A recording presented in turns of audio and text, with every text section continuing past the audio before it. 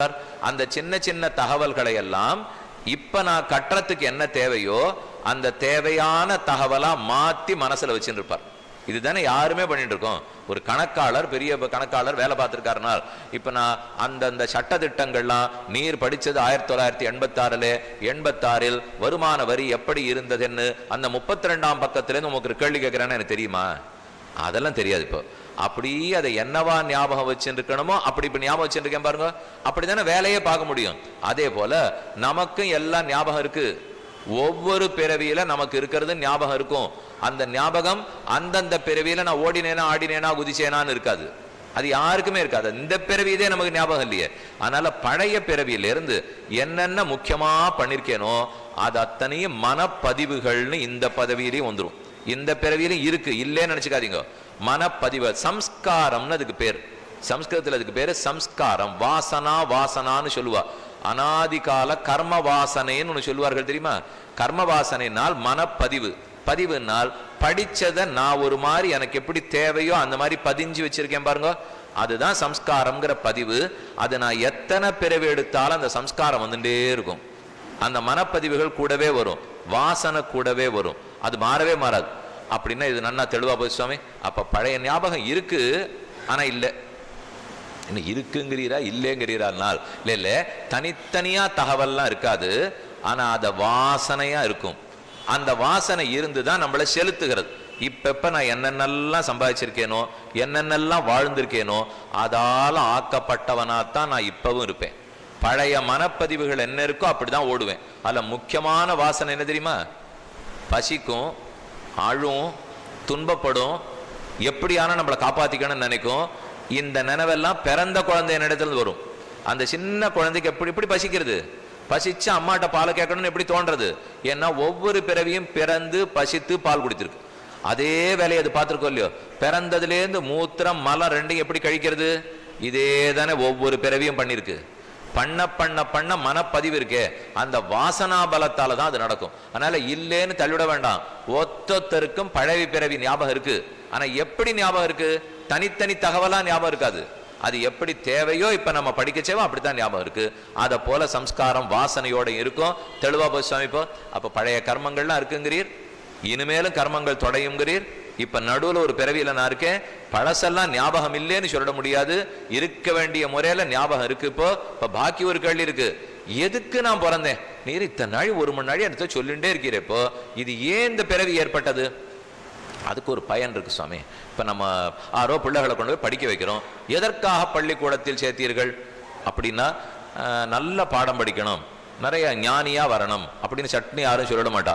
அதெல்லாம் நல்ல இடத்துல மேல வேலைக்கு போய் நல்லா சம்பாதிக்கணும். அப்ப ஏதோ இலக்கு இருக்கு, அந்த இலக்குக்காகத்தான் படிக்க வைக்கிறோம். அதே போல ஏதோ இலக்கு இருக்கு, அதற்காகத்தான் நாம பிறந்திருக்கிறோம். அதை எங்க போய் தேடணும்னால், பழைய புஸ்தகம் கள்ளி பொட்டியிலேருந்து எடுத்தோமே அங்கதான் போய் இப்ப இலக்க தேடி ஆகணும். ஏன்னா படைப்பாளிய நாம கண்டுபிடிக்கல, ஏதோ உன்னுடைய உதவியை நாடினோம். ஆச்சாரியர்களும் வேதங்களும் படைப்பாளி யாரு? கடவுள் தான் படைக்கிறார், பிரம்மம் படைக்கிறார்ங்கிறத நமக்கு எடுத்து சொல்லித்து அந்த புஸ்தகத்தை தேட தேட என் மனசுக்கே புரிஞ்சிருந்ததே கர்மங்கள் இருக்கணும், வாசனை இருக்கணும், முற்பிறவி இருக்கணும், பிற்பிறவி இருக்கணும்னு தோணித்து பாருங்க. அது அத்தனையும் நிச்சயப்படுத்தித்தான் அந்த புஸ்தகம்.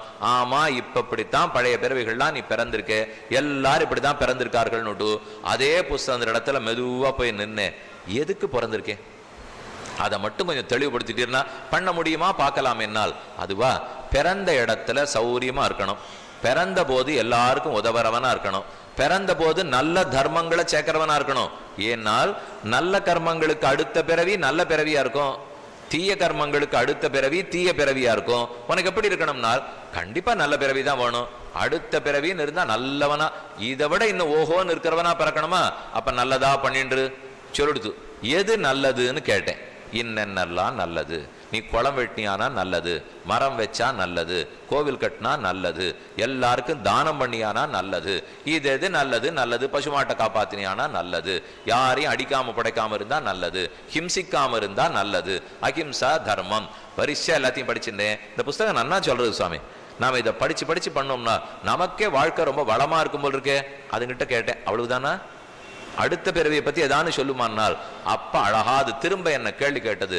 அடுத்த பிறவி உனக்கு வேணுமா, அடுத்த பிறவி உனக்கு வேண்டாமானது. அப்பதான் முதல் தர என் மண்டையிலே அடிச்சது.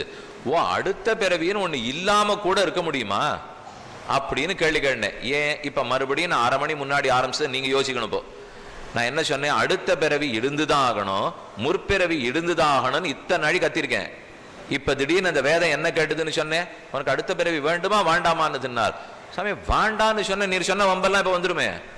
அடுத்த பிறவி வேண்டான்னு சொல்லிவிட்டால் அப்ப நான் கடைசி நிமிஷம் வரைக்கும் தர்மம் பண்ண மாட்டேன், பிராணம் போற அன்னைக்கு அதர்மம் பண்ணிவிடலாம், அப்ப இந்த தப்பெல்லாத்தையும் அனுபவிக்காமலே படுவோமே, அப்ப என்ன ஆகும்?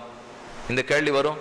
அப்படின்னா அடுத்த பிறவி இப்படி சட்டு சட்டு நின்று போச்சுன்னா இங்க இருக்கிற எல்லாரும் இதே மாதிரி நம்ம பகவான்கிட்ட வேண்டி அடுத்த பிறவி வேண்டான்னா, சாமி தூத்துக்குடி காலியா படுத்துன்னா நாளிலேருந்து ஊர் இருக்குமா இருக்காதா, வரைபடத்தில் இருக்குமா இல்லையா தெரியல, நீர் பாட்டுக்கு எல்லாரும் கிளம்பி போயிட்டார்னால் இல்லை. ஓ, அப்படிலாம் நீங்க பயந்துட வேண்டாம், இருக்கு.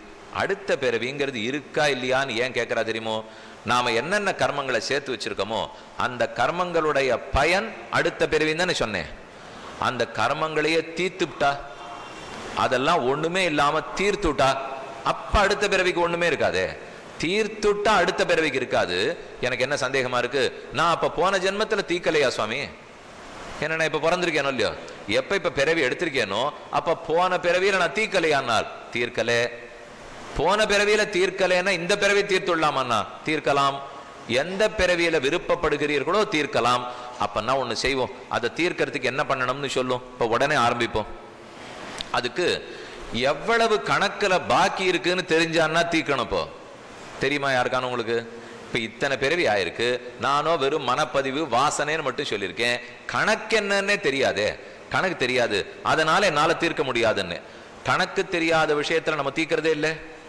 எங்கேயோ கடன் வாங்கினோம், குறைச்சலா கடன் வாங்கியிருந்தா கடன் வாங்கினவன் கவலைப்படுவான், நிறைய கடன் வாங்கியிருந்தா கடன் கொடுத்தவன் கவலைப்படுவான். வருமோ வராதோ, என்ன ஆகுமோ ஏதாகுமோ தெரியலையப்போ கடனை வாங்கிட்டோம், அது நிறுவனம் சரியா ஓடலை சுவாமி, கொஞ்சம் நொடிச்சு போச்சு. மறுபடியும் வங்கியின் இடத்துல போவா, எவ்வளவு சேர்ந்திருக்கு? வட்டி வட்டிக்கு வட்டி வட்டிக்கு வட்டி. நீர் வாங்கினது 15 லட்சம் ரூபாய் கடன், ஆனா வாங்கி 8 வருஷம் ஆறுது. இப்ப எவ்வளவா இருக்கு தெரியுமா அப்படின்னு வங்கி மேலாளர் நம்ம முன்னாடி உட்காந்து கணக்கு புஸ்தகத்தை எடுத்துன்னு வர சொல்லுவார். இப்ப எல்லாமே கணிப்பொறியோ இல்லையோ, நம்மளே முன்னாடி உட்காந்து வச்சுப்பார். அப்படி ஒரு தட்டு தட்டுவார், அது அந்த வருஷத்திலேருந்து நான் கட்டாததெல்லாம் காட்டும். அதுக்கு எவ்வளவு வட்டி, 12%, 14%, 8% போட்டு போட்டு கூட்டின்னு வரும். இவர் கூட்டி கூட்டி கடைசியில் அது 1.5 கோடி ரூபான்னு சொல்ல போறார். அது 15 வருஷமா இருந்தது. இப்ப அவர் சொல்ல போறச்சே, அவர் கூட்டம் ஆரம்பிக்கிறதுல இருந்தே உட்காண்டு கேட்கிறவர் உதாசீனரா பார்ப்பார். ஞாபகம் இருக்கா உங்களுக்கு? அவர் ஏதான அது எத்தனை வருஷத்து கணக்கு, பாக்கி எவ்வளவு வட்டி இருக்குன்னு கொஞ்சம் கவனத்தை செலுத்துவாரா? செலுத்தவே மாட்டார். ஏனால் அவர் கட்டுறதாவே இல்லையே. அவர் வந்து உட்கார்ந்து இருக்கிறவர், அவர் எங்க கட்டுறதா இருக்கார். ஆனா கர்ம ஸ்ரத்தையா ரொம்ப ஒழுங்கா வங்கி மேலாளர், அது 2005 வருஷம் நீர் வாங்கினீரா, 6ஆம் வருஷம் இவ்வளவு வட்டியா, 7ஆம் வருஷம் இவ்வளவு வட்டியா, 10ஆம் வருஷம் இவ்வளவு பாக்கி நிலுவையில இருந்ததா, 11 இவ்வளவான்வர். கவலையப்பட மாட்டார் உட்கார்ந்து இருக்கிறவர். அப்ப இன்னும் சாமி வேண்டாமானால் அதெல்லாம் இல்லை. நான் இப்ப உங்ககிட்ட எதுக்காக வந்திருக்கேன் தெரியுமோ? இது இத்தனையும் கொஞ்சம் தள்ளுபடி பண்ணி ஏதானு சரிப்படுத்த முடியுமான்னு கேட்கறதுக்காக வந்தேன்னா. ஓ, இப்படி கூட ஒண்ணு இருக்கான்னு அப்பதான் எனக்கு தோணித்து. அப்ப வங்கி மேலாளர் முதல்ல இதை பார்த்துருந்ததை மூடிவிட்டார். இது பிரயோஜனம் இல்லை போல் இருக்கு. இப்போ அப்படின்னா பேசலாமான்னால் இப்ப ஒரு விஷயம் புரிஞ்சு போச்சு. ஆக கணக்கு நிலுவையில எவ்வளவு இருக்குன்னு தெரியாமல் தீர்க்கலாம். முடிஞ்சு போச்சா கதை? இப்போ அதுதானே வேணும். இப்ப நமக்கு கணக்கு நிலுவையில் இருக்கிறதே தெரிய வேண்டாம், ஆனா தீர்க்கலாம். தீர்க்கலாம்னு அவர் அடுத்தது சொல்லுவார். இது நாம 1.5 கோடி ரூபாய் ஆயிருக்கு, எனக்கு வந்து 25 லட்சம் வரைக்கும் தள்ளுபடிக்குத்தான் சக்தி உண்டு சுவாமி, அதுக்கு மேல என்னால முடியாது. நான் ஒரு கிளை மேலாளர், இதுக்கு மேல மதுரைக்கு போனீங்கன்னா அவர் 50 லட்சம் வரைக்கும் தள்ளுபடி பண்ணுவார். அங்கேருந்து சென்னைக்கு போனீங்கன்னா அவர் 1 கோடி வரைக்கும் தள்ளுபடி பண்ணுவார். மும்பைக்கு போயிட்டேன்னா அவ இஷ்டம், அப்புறம் என்ன வேணுமோ அவ தள்ளுபடி பண்ணுவான்னா அப்பவே நான் இவரை விட்டுடுவேன். இந்த சுவாமி கிட்ட இனிமே உட்கார்ந்தே பிரயோஜனம் இல்லை. இப்போ வண்டி எப்படி, அடுத்த வண்டியில ஏறு, நேரம் மும்பைக்கு போன உடனே அவர்கிட்ட பேட்டிக்கு போய் உட்கார்ந்து என்ன விஷயம் வந்திருக்கேன்னார். அதுவா தள்ளுபடி பண்ணணும்னு கேட்டேன். இதுல நான் தள்ளுபடி பண்ணணும்னு சொல்லச்சே தூத்துக்குடியில் இருக்கிற கிளை மேலாளர் எழுந்துட்டார். அவர் பயந்தே போயிட்டார். ஆனா இதை பண்ணணும்னு நான் போய் மும்பையில இருக்கிறவர்கிட்ட சொல்லச்சே ஒன்றும் பெருசாவே அவர் கவலையே படலை. இதை போல ஒரு 100 பேரை நித்தியம் பார்த்துட்டு இருக்கார். அவர் ஒன்றும் அவருக்கு பெரிய சமாச்சாரமா படலை. எவ்வளவு? 1.5. சரி சரி, எவ்வளவு கட்ட முடியும்னால இப்போ இந்த இவ்வளவுதான் முடியும், அவ்வளவுதான் கைது போட்டார். கூட்ட அவாளை கேட்டார், சரியா போச்சா போயிட்டு வார்னால் அவர் ஒன்னே ஒன்று தான் சொல்லுவார், இனிமே ஒழுங்கா இருக்கணும். இது வரைக்கும் நீ என்ன இருந்தே ஏது இருங்கிறதெல்லாம் அப்புறம் இப்போ இனிமே ஒழுங்கா நடந்துப்பியா, இனிமே தொழில் பண்ணுவியா? அநேகமா மாட்டேன் சுவாமி, நீரே இந்த வம்பே வேண்டாம் எனக்கு, இப்போ நான் இனிமே அதெல்லாம் பண்றதாவே இல்லை, இப்போ இதை கட்டியாச்சு முடிஞ்சு போச்சுன்னால் அப்படின்னு நம்ம பாக்குறோம் இல்லையா. ஆக பழைய கணக்குங்கிறத பத்தி பெருசா கவலைப்படாமல் தள்ளுபடி பண்றதுக்கு மேல இருக்கிற வாழ்கிட்ட போகலாம். அப்ப போகும்போது நம்ம என்ன சொல்லணும், எல்லாம் நொடிச்சு போச்சு, எனக்கு ஒண்ணுமே என்ன பண்றதுன்னு தெரியல, இப்போ நீங்க தான் பார்த்து பெரிய மனசு பண்ணணும். இதானே ஒரே வார்த்தை சொல்லுவோம். அவரும் ஏதானு கீழே புகுந்து போ, நீ என்ன பண்ண, எதனால வியாபாரம் நொடிச்சு போச்சு, யாராருக்கு கடன் கொடுத்தே, பெருசா இதெல்லாம் கேட்க மாட்டார். கேட்டு என்ன லாபம், அதான் முடிஞ்சு போச்சுன்னு தெரிஞ்சு போச்சு. இதுக்கு மேல இவங்கிட்ட உட்கார்ந்துனால், ஆனா இதை கேட்கறதுக்குன்னு 4 பேரை வச்சிருப்பாவா. பெரிய மேலாளர் கேட்கவே மாட்டார், அவருக்கு வேற வேலை இருக்குன்னு வச்சுக்கோ. ஆனா இது எல்லாத்தையும் கேட்டு ஏன்னா இப்படியே எல்லாருக்கும் தள்ளுபடி பண்றான்னு தோணி போச்சுன்னா, ஆனால் இல்ல கொஞ்சம் ஜாகிரதையா இருக்குங்கிறதுக்காக இனிமே பண்ணக்கூடாது, கையெழுத்தெல்லாம் வாங்கிக்கணும், வேற ஒண்ணு நீ பண்ணக்கூடாது, எல்லாத்தையும் வாங்கிட்டு சரி போ அப்படின்னு தள்ளுபடி பண்ணுவாளோ இல்லையோ. அதை நாம பண்ணி எப்படி கடன் எல்லாம் தீர்த்துக்கிறோமோ, கணக்கே தெரியாம தீர்த்துக்கிறோமோ, அதே போல அனாதி கால பிறவிகளுடைய கர்மங்களுக்கு கணக்கு தெரியாமலே தள்ளுபடி பண்ண முடியும். அது எப்ப பண்ண போறோம்னா, யாரா இருந்தாலும் கடன் வாங்கினோம் இப்பவே பண்ணணும் தானே சொல்லுவான். அதே போல நாமும் போய் இப்பவே தள்ளுபடி பண்ணணும்னு கேட்கணும்.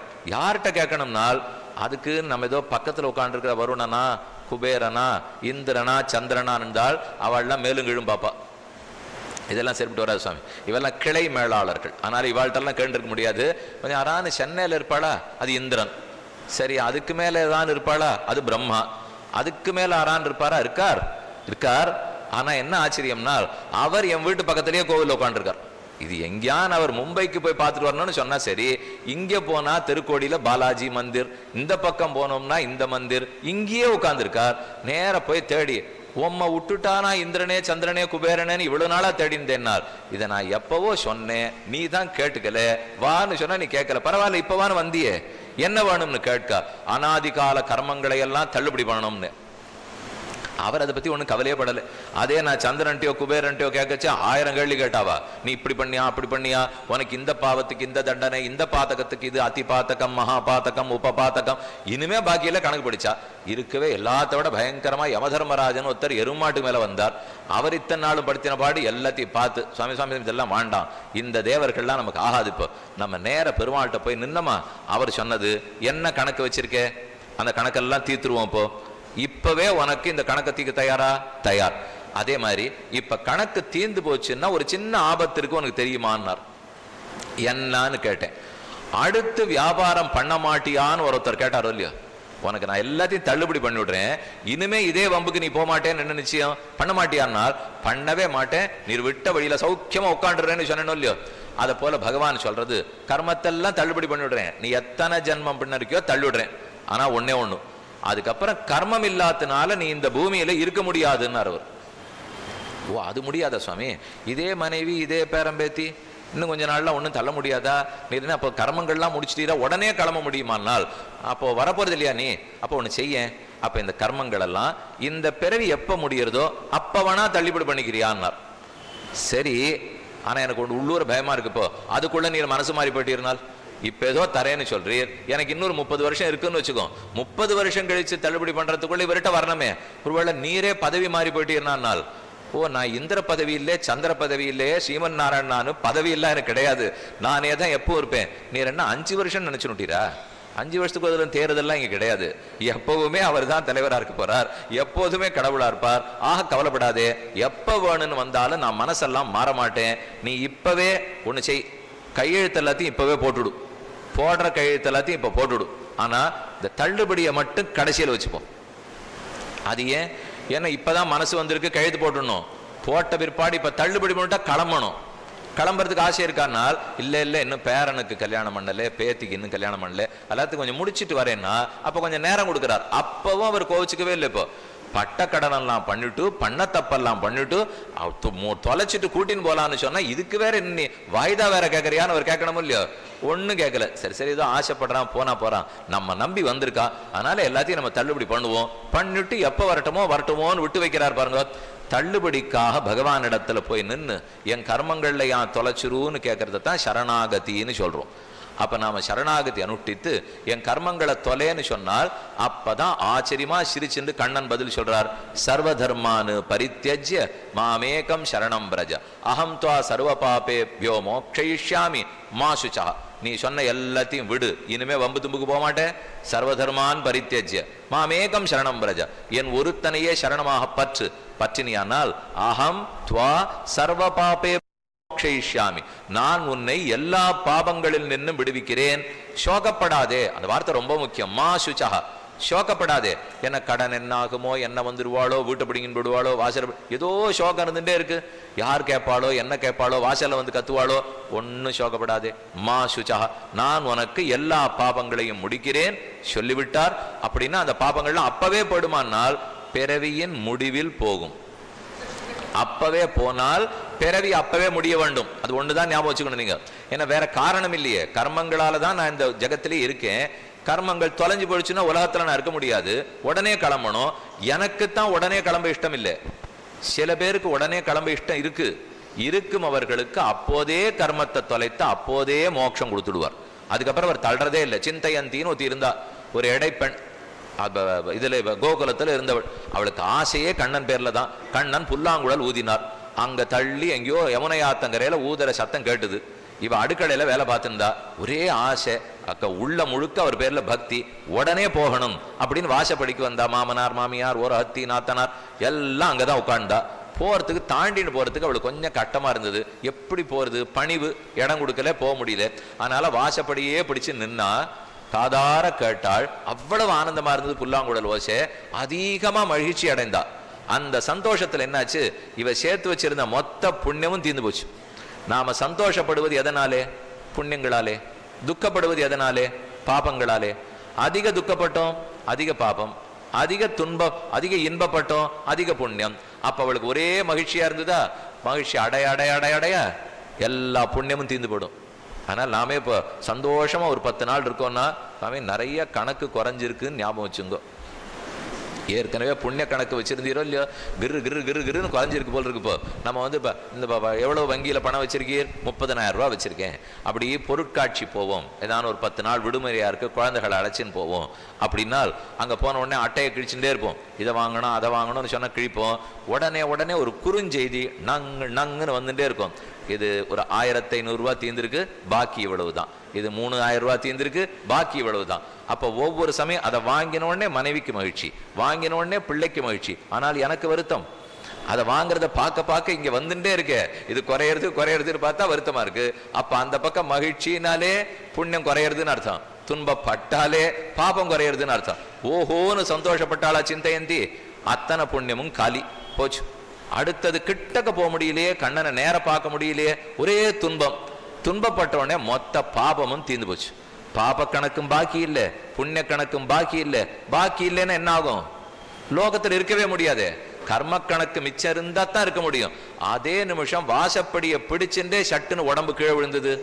அந்த ஆத்மா அப்படியே புறப்பட்டு கண்ணன் திருவடிகளை அடைந்தது. அப்ப அந்த சிந்தையந்திக்கு அதே நிமிஷத்துல போக்கினார் என்னால் அவளுக்கு போறதுக்கு விருப்பம் இருந்தது. அதனால போனால் எனக்கு அந்த விருப்பம் இல்லாதனால இந்த பிறவி கடைசி வரைக்கும் தள்ளி போடுறார். இப்ப நானும் எனக்கு இப்பவே போறதுக்கு ஆசைதான்னு சொன்னா அவர் ஒன்றும் வேண்டான்னு சொல்ல போறது இல்லை. எப்போ நாம நினைக்கிறது இன்னும் பகவான் மோட்சம் கொடுக்கல நம்ம போலேன்னு கேட்டா அவர் சொல்ல, நீ வரல நான் கூட்டின்னு போல. நானா வேண்டான்னு சொன்னேன்? நான் எப்பவும் அழைச்சின்னு போறதுக்கு காத்துன்னு தான் இருக்கேன். இப்ப வேணா வரியானால் நம்ம ஏதோ உபன்யாசத்துக்கு வந்தோம், பிரசாதம் வாங்கிட்டு வீட்டுக்கு போவோன்னு பார்த்தா நீர் ஏதோ திடீர்னு மோட்சம் கிக்ஷன் பேசுறீரே, அதெல்லாம் வேண்டாம், பொறுப்பெல்லாம் இருக்குங்கிற மாதிரி கவலைப்படாதீங்க. நம்மாழ்வாரையே ரொம்ப சிரமப்படுத்தி தான் கொடுத்தார் பெருமாள். அதனால நமக்கெல்லாம் அப்படி இன்னைக்கு நாளைக்கெல்லாம் அப்படி கொடுத்துருவ மாட்டார். அது மெதுவாக தான் கிடைக்கும். கிடைக்கிறன்னு கிடைக்கட்டும், அதை பத்தி கவலை இல்லை. நம்ம பேசுறதெல்லாம் இப்போ இன்னைக்கு மோட்சம் போனோமாங்கிறத பத்தி இல்லை, அடுத்த பிறவி இல்லாமல் இந்த பிறவியின் இறுதியில் மோட்சம் போனோமாங்கிறத பத்தி. கேள்வியை குழப்பிக்க வேண்டாம். யார் இப்ப போறதா இல்லை, அந்த அளவுக்கு நம்ம இன்னும் பக்குவப்படலை. பக்குவப்பட்டவர்கள் இருந்தால் வரவேற்கிறோம் தாராளமா. யார் வேணா வந்தா பெருமாள் தாத்துட்டே இருக்கார். இப்போ ஆக கர்மங்கள் அத்தனையும் தொலைஞ்சாகணும். அது தொலைஞ்ச நிமிஷத்துல மோட்சத்துக்கு போலாம். இதைத்தான் கர்மாவசானே முக்தியா தேகாவசானே முக்தியான்னு கேள்வி கேட்பார்கள். இப்போ இந்த கர்மங்களை தொலைக்கிறதுல 2 வகை இருக்கு. கர்மங்கள்லயே 2 வகை இருக்கு. அது எதுன்னு தெரிஞ்சுட்டா தான் தொலைக்கவே தொலைப்பார். எது? அசல், வட்டி 2 இருக்கா? அதே கதைக்கு போவோம். பழைய மேலாளர் கதைக்கே போவோம். இப்போ அசல் வாங்கினது 15 லட்சம், வட்டி போட்டது 1 கோடி, வட்டி வந்தது 1 கோடி, அசல் 15. என்ன பண்ணினாலும் அந்த மேலாளர் அசலை மட்டும் விட்டு கொடுக்கவே மாட்டார். அவர் தள்ளுபடினால் இதை தள்ளுவார், இதை தள்ளுவார், இதை தள்ளுவார், தவிர அதை நீங்க அசலை கட்டிடணும்னு. அது ஞான அசல் இவ்வளவு சின்னதா இருக்கும், அதையாவது நீ கட்டித்தான் ஆகணுங்கிறார் பாருங்க. அதை போல நமக்கும் அசல் வட்டின்னு 2 இருக்கு. ஒண்ணுக்கு சஞ்சித கர்மான்னு பேர், இன்னொன்னுக்கு பிராரப்த கர்மான்னு பேர். சஞ்சித கர்மானால் எப்பவும் அதுதான் பெரிய மூட்டை, அதான் இருக்கு. பிராரப்தனால் ஆரம்பிச்சு அந்தந்த பிறவியிலையா அனுபவிக்கிறேன் பாருங்க. அனுபவிக்க ஆரம்பித்த கர்மா, துன்பம் இன்பத்தை அனுபவிக்க தொடங்கின கர்மாவுக்கு தான் ஆரம்பிக்கிறேன்னு சொல்றமே, அதான் ஆரப்த கர்மா. அது கொஞ்சம் கர்மாவுக்கே 4-5 பிறவி கூட ஆகலாம். அந்த பிறவிகள் முடிஞ்சு போச்சு, திரும்ப சஞ்சித கர்மாலேருந்து எடுத்து அனுபவிக்க ஆரம்பிக்கணும். அதுதான் பெரிய மூட்டை. பண்ணி வச்சாச்சு, பெரிய பாத்திரம் நிறைய சுண்டல் பண்ணியாச்சு. பரிச்சாரகர் கோவில் மடப்பள்ளியிலேருந்து சின்ன கூடை வச்சுருப்பார். அப்படி 4 கை எடுத்து சுண்டலை கூடைக்குள்ள போட்டுப்பார். எத்தனை பேர் கீழ்னு பார்த்துன்னு கிடுகிடுன்னு கொடுப்பார். இந்த ஒரு பக்கம் ஒரு பத்தி முடிஞ்சதுன்னு வச்சுங்க, அப்புறம் வேகமா 1 நிமிஷம் உள்ள போவார்.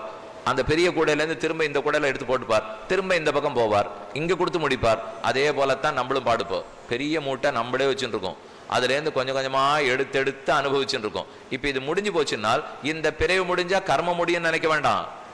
கர்மங்கள் தொடர்ந்து இருக்கும், அதுக்கு தகுந்த மாதிரி பிறவியும் தொடர்ந்து கொண்டே இருக்கும். இப்ப நம்ம கேட்க வந்ததே அந்த சஞ்சித கர்மாவையும் தொலைச்சுடணும், தள்ளுபடி பண்ணணும்.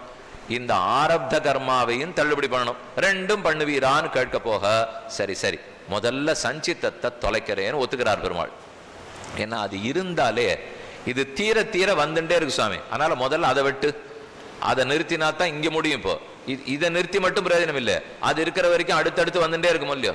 அதனால சேர்த்து வச்சிருக்கிற சஞ்சித்த கர்மாவை உடனே போக்கிடுவார்.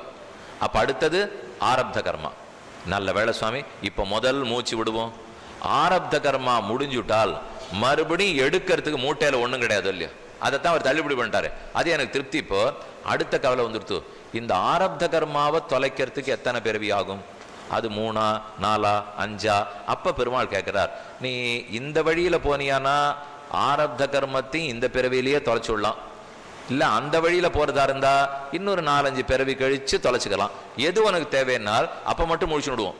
கண்டிப்பா இந்த பிறவியில் ஆரப்த கர்மா தொலைச்சுடணும் சுவாமி, அது நீ இப்பவே பண்ணாட்டா கூட இந்த பிறவி இறுதியில பண்ணிடும் சரின்னு அதுக்கும் ஒத்துனுட்டார். அப்ப நாம சரணாகத்தின்னு பண்ண உடனே இனிமே வரப்போற பிறவிகளுடைய ஆரப்த கர்மத்தெல்லாம் ஒழிச்சு விடுறார். ஏற்கனவே சேர்த்து வச்சிருக்கிற சஞ்சித கர்மாவையும் இல்லைன்னு தள்ளுபடி பண்ணிவிடுறார். இப்ப எங்கிட்ட பாக்கி இருக்கிறது என்ன? இந்த பிறவிக்கு ஆரம்பிச்சு அனுபவிச்சுருக்கேன் பாருங்க, அது மட்டும்தான் மிச்சம். இதனாலதான் நாம சரணாகத்தின்னு பண்ணிவிட்டாலும் இந்த பிறவியில முக்தி அடையணும்னு ஏத்துனுட்டாலும் இன்னும் வாழ்க்கையில கொஞ்சம் கஷ்டப்படுறேனே ஏன்னு தோணும். அவர் தான் சரணம்னு வந்துட்டாரு சுவாமி, நிம்மதியா இருக்கக்கூடாதான்னால் இருக்க முடியாது. ஏன்னா இந்த பிறவிக்கு ஆரம்பிச்ச கர்மங்கள் இன்னும் எங்கிட்ட ஓட்டின்னு இருக்கு. அப்ப அந்த கர்மத்தினுடைய பலத்தை நான் அனுபவிச்சு தானே தீர வேண்டும். அதனாலதான் சரணாகத்தர்களும் கட்டப்படுவா, பக்தர்களும் கட்டப்படுவா. பார்த்தாலே நாம சரணாகத்தின்னு பண்ணிவிட்டாலே துன்பம் எல்லாம் இல்லாத இருக்கணும்னு நினைப்போம்.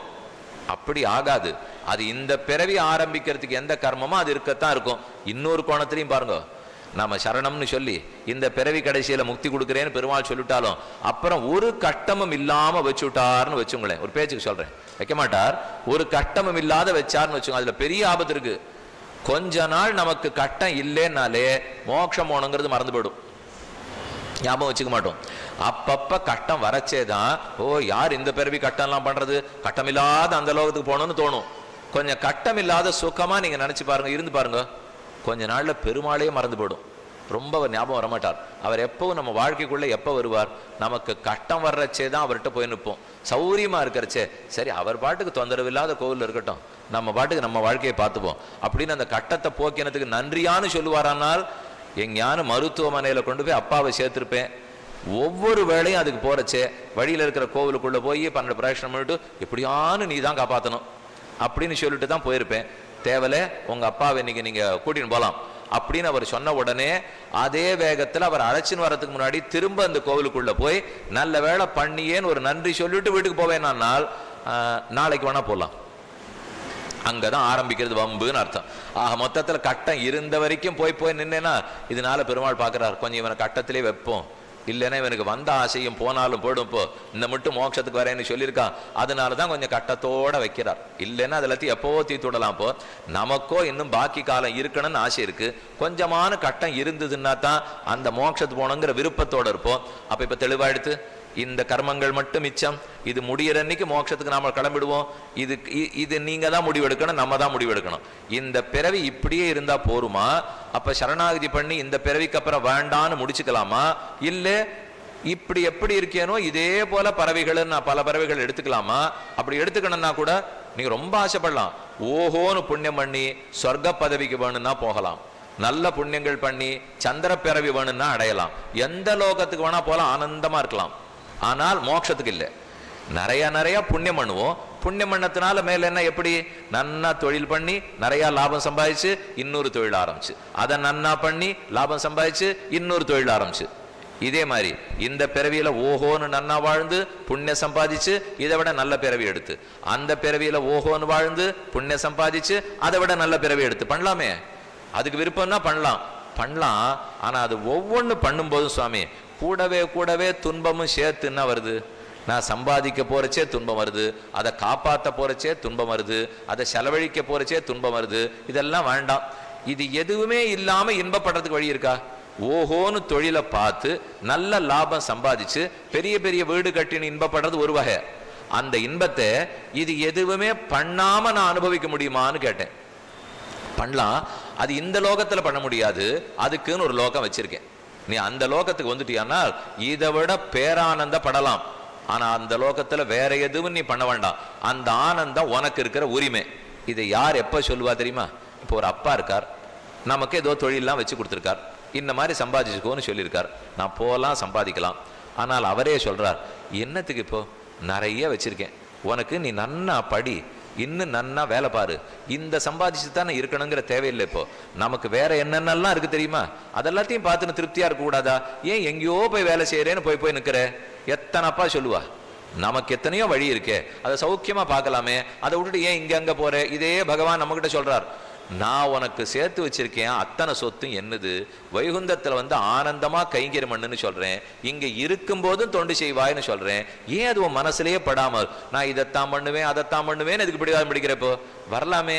இனி பசி தாகம் மூப்பு பிறப்பு இறப்பு இது எதுவும் இல்லாத ஆனந்தமான வைகுந்தத்தில் இருக்கலாமே. நீ என் சொத்தாச்சே, ஏன் எங்கேயோ போகணும்னு பாக்குறப்போ? ஆகவே வரியா அப்படிங்கிறத அவர் நேர சொல்லிட மாட்டார். அப்படின்னு சொல்றதுக்கு தான் வேதங்கள் எல்லாம் உருவாக்குறார், அப்படிங்கிறதுக்கு தான் இதிகாச புராணங்கள் எல்லாம் ஏற்படுத்துறார். இதிகாச புராணத்துல எழுதணுங்கிறதுக்காகத்தான் தான் அவதாரங்களே பண்றார். இதை விளக்கி வைக்கணுங்கிறதுக்காகத்தான் ஆழ்வாராச்சாரியர்களை பிறப்பிக்கிறார். இவனுக்கு இதுல ஆசை இருக்கணுமே, நான் வாட்டுக்கு சம்ஸ்கிருதத்துல சொல்லிட்டோமே, அது நாள்பட இவனுக்கு சம்ஸ்கிருதம் புரிய போறது இல்லையே, சரி ஆனா விஷயம் வீணாப்படக்கூடாதுங்கிறதுக்காக அதை தமிழ்ல எழுதி வச்சு படின்னு சொல்றார். தமிழையே உரைகள்லாம் ஏற்படுத்துறார். நம்மாட்டம் பக்கத்தில் இருக்கிற பக்தர்களை உருவாக்கி நமக்கு அப்பப்ப நல்லது சொல்லி அந்த பாதையில் இழுத்துன்னு வர பார்க்க தான் நேர தலையில தட்டி சொல்ல மாட்டார். அதை தவிர என்னென்னலாம் முயற்சி பண்ணமோ நம்மளை சுத்தி பண்ணுவார். அப்படித்தானே செய்யணும். இப்போ ஒரு வாத்தியார் இருக்கார், நமக்கு பாடத்தை நன்னா தான் சொல்லி தருவார். அதே மாதிரி பகவான் இருக்கார், மோட்சம் போறதுக்கு ஆசையை ஏற்படுத்துவார். நீங்க என்ன கேட்கலாம்னால், வாத்தியாரால் என்ன நினைச்சாலும் பண்ண முடியும் இல்லையா? நான் விடைத்தாள் எழுதி கொடுத்த உடனே அதை வாங்கி, இல்லை விடைத்தாள் கூட வேண்டாம், என் பேரை கேட்டுக்கணும், யார் எவ்வளவு மதிப்பெண் வாங்கினான்னு ஒரு பட்டியல் தயார் பண்ணுவாள் இல்லையோ, அதிலே என் பேருக்கு பக்கத்தில் 98ன்னு போட்டணும். இதை பண்றதுக்கு வாத்தியாரால முடியுமா இல்லையா? முடியும். சாமி பின்ன எதுக்கு அதை விட்டுட்டு இவர் என்னமோ வருஷத்துக்கு 250 நாள் பாடம் படிக்க வாங்குறார், இதுக்கு புஸ்தகம்லாம் போட்டு கொடுக்குறார், நான் வேற வீட்டு பாடம் எழுதின்னு போகணுங்கிறார், வாரம் சின்ன பரீட்சை எழுதணுங்கிறார், அதுக்கப்புறம் காலாண்டு தேர்வு அரையாண்டு தேர்வு முழு ஆண்டு தேர்வுங்கிறார். அப்புறம் நான் திருத்த மாட்டேன், நீ எழுதியிருக்கிற விடைத்தாள அங்க ஒருத்தர்கிட்ட அனுப்புவேன், அவர் திருத்தி போடுங்கிறார். இத்தனையும் கடைசியில முடிச்சுட்டு இவர்கிட்ட தானே பார்வைக்கு வரப்போறது. அதுக்கு பதில் இந்த சுவாமியை பேசாத என் பேரை கண்டு 98 போட்டக்கூடாதா? போட மாட்டார். யாரானு போடுவாளா? அப்ப சுத்தி என்ன உருவாக்குறதுக்கு தான் முயற்சிப்பாளே தவிர என்ன சட்டுன்னு முடிச்சிடவே மாட்டா யாரும். இவனுக்கு இது கொடுப்போம் இதை கொடுப்போம் நன்னா வரானா பார்ப்போம். அதே போல பகவான்கிட்ட நம்ம கேட்கிறோம், நீர் என்ன மோட்சத்துக்கு அழைச்சின்னு போனா 1 நிமிஷத்துக்கு கூண்டு போக முடியுமா இல்லையா? முடியும், கூட்டின்னு போயிடுமே.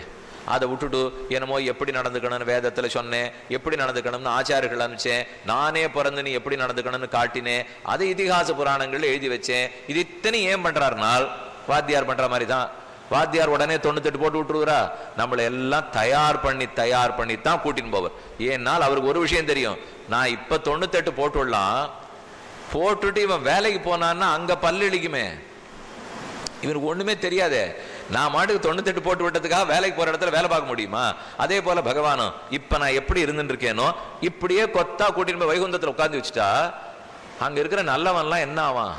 அவ்வளவுதான், ஆபத்து தான் அவன் பாடு. இப்போ அவன் ஏற்கனவே ஓஹோன்னு பக்தியை வளர்த்துன்னு அங்க இருக்கான், ஒரு கெட்டத வாழ்க்கை கிடையாது, பசி தாகம் மூப்பு இறப்பு ஒண்ணு இல்லை, அது அத்தனைக்குள்ள நான் இருக்கேன். அப்ப என்ன முதல்ல தயார் பண்ண வேண்டாமா அந்த லோகத்துல வாழறதுக்கு? நான் தயாரானா தானே அங்க கொடுக்க முடியும். நான் தயாராயிட்டேன், ஆனா பரீட்சை மட்டும் எழுத முடியல. அது வேணா சொல்லுங்க, ஒத்துக்கலாமே தவிர தயாரே ஆக மாட்டேன்னா யாரான்னு போட்டு கொடுப்பாளா? செய்ய மாட்டா. அதுக்காகத்தான் பகவானும் நம்மளை தயார் பண்றார். தாம் பிறந்து நடந்து காட்டுறார், வேதங்களை கொடுத்து பார்க்கிறார், ஆச்சாரியர்களை அனுப்பிச்சு வச்சு பார்க்கிறார். ஒவ்வொன்றிலையும் இவன் தயாரானான்னு பார்த்து ஆசை இருந்தது, சரி இவனுக்கு கொடுத்துட வேண்டிதான் அப்படிங்கிறத கடைசியா கொடுக்கிறார். ஆகவே இப்ப நீங்க தான் முடிவு எடுத்துக்கணும். வேணும்னா 4-5 பிறவி கழிச்சு போகலாம், 400-500 பிறவி கழிச்சும் போகலாம். வேண்டாம்னால் இந்த பிறவியினுடைய கடைசியிலையும் போகலாம். இந்த பிறவி கடைசியில போனேன்னு நான் முடிவு பண்ணிட்டேன் சுவாமி, எனக்கு இப்ப நீர் ஒரு வழி சொல்லும். இது வரைக்கும் எனக்கு தெரியாது இருந்தது, இப்ப தெரிஞ்சுட்டால் உடனே கிடைக்கணும்னு ஆசை வந்துடும். ஒரு பொருள் நீங்க இத்தனை நாள் வாங்கலன்னு வச்சுங்க, பொறுமையா இருப்பீள், கவலையப்பட மாட்டீள். ஆனா அந்த பொருள் இருக்கு, என் வீட்டுக்கு அது வேணும்னு தோணி போச்சு, இப்பவே வேணும். அப்ப கடைக்காரர்கிட்ட போயிட்டு இல்லை அது இப்ப இல்ல, நீங்க கேட்கிற வரணத்துல அது இல்லை, ஒரு 4 நாள்ல வரும்னா நான் அடுத்த கடையில வாங்கிக்கிறேன்னு. 400 நாளா இது இருக்கிறதே உங்களுக்கு தெரியாது, பேசாமத்தானே இருந்தீர். அப்ப இப்பயுமே பரபரக்கிறீர்கள். தெரியாத பேசாம இருந்த வரைக்கும் பரபரக்கவே மாட்டோம். தெரிஞ்சு போச்சுன்னா இப்பவே வேணும். யாருக்கு அதான் ஆசை. எனக்கு வைகுந்தம்னா இத்தனை நாள் தெரியாது, கவலையே படலை. நான் இப்ப தெரிஞ்சு போச்சு, அதனால எனக்கு இப்பவே வேணும்னால் அதுக்கு வழி என்ன? 2 வழி பகவான் எழுதி வைத்தார்.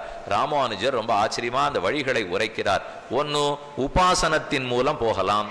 பகவத் உபாசனம், நீண்ட நாள் தியானம், நிதித்தியாசனம், வேதனம், ஆத்மாவா அரே திரட்டவ்யோ ஸ்ரோதவ்யோ மந்தவ்யோ நிதித்தியாசித்தவ்யா என்று பிருகதாரண்யக உபனிஷத்து சொன்னபடிக்கு நினைக்க வேணும், இடைவிடாமல் நினைக்க வேண்டும், இடையூறு இல்லாமல் நினைக்க வேண்டும், அனவரத சிந்தனம் பண்ண வேண்டும். மற்ற எதுவும் இல்லாமல் உள்ளமும் உடலும் செயலும் மொத்தம் பகவானிடத்தில் ஈடுபடுத்தப்பட்டிருக்கணும்.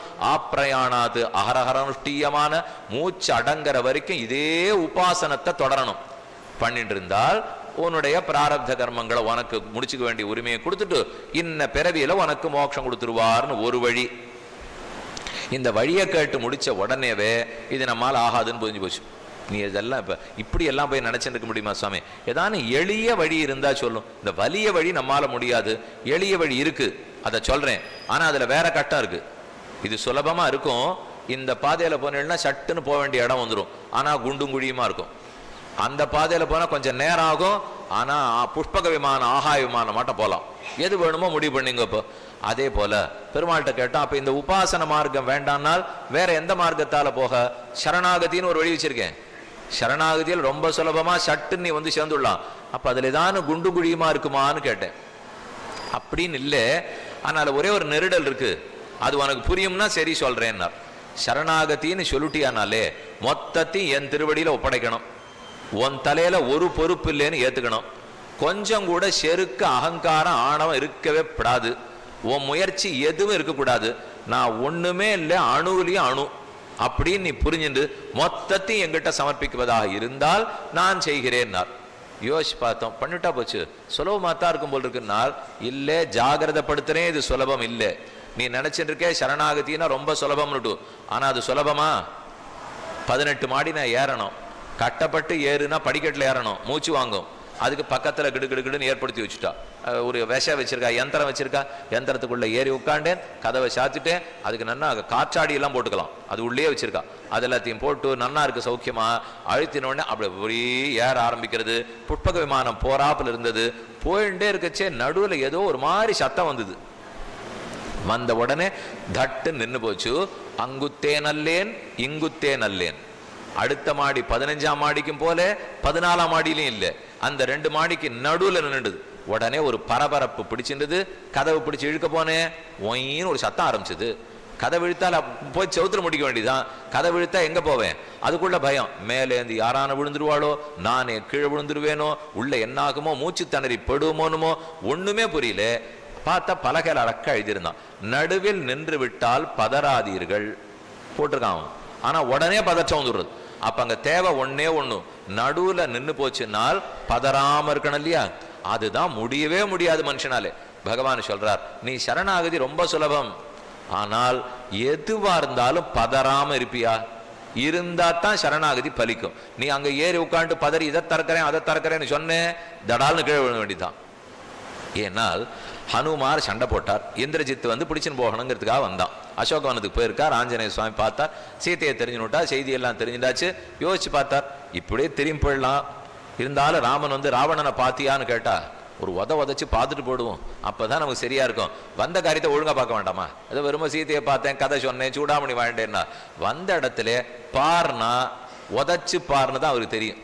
அதனால பார்த்தவர், பக்கத்தில் இருக்கிற ராட்சதாள் இதெல்லாம் பார்த்தவர், ஒரு மரம் இருந்தது, அங்கே ஒரு மண்டபம் இருந்தது, ஓங்கி இரும்பு தடியால் ஒரு ஷர்ட்னார், வனம் காலி முடிஞ்சது. அங்க இருக்கிற மண்டபம் உடஞ்சுது, பிரமதான இந்த வனத்துக்கு பேர். முடிஞ்ச உடனே நிறைய ராட்சசர்கள் வந்தா, ஷர்ட்னார் எல்லாரும் போயிட்டான்.